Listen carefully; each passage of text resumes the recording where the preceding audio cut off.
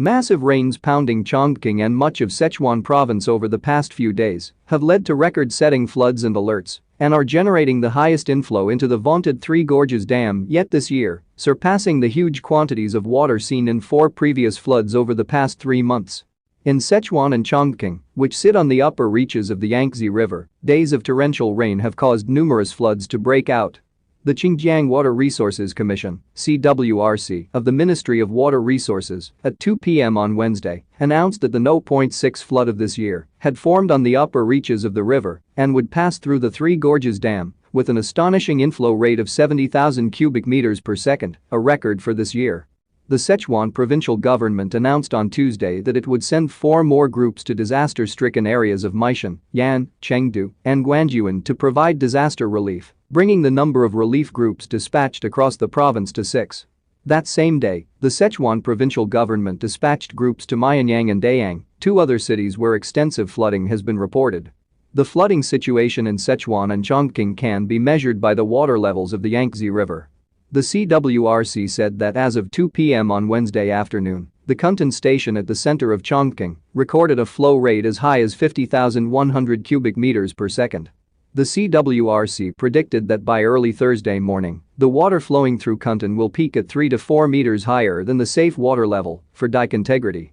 On Wednesday afternoon, authorities estimated that the water level of Chengdu's Jintang County, located at the upper reaches of the Tuo River, would exceed the safe level by 3.85 meters, with maximum peak discharge climbing to 8,200 cubic meters per second, setting a new record since the founding of Communist China 71 years ago. Judging from the historical records kept by the Jintang Sanyuangmiao Hydrological Station since 1949, the highest flow rate recorded was 8,100 cubic meters per second in 1981. If that rate reaches 8,200 cubic meters per second, the flood peak will set an all-time record, reported news.sina.com. Also in Jintang County on Wednesday, a large number of people in Xingfu Village, Sanxing Town, were trapped on Bailu Island. According to the latest reports, they were still awaiting rescue.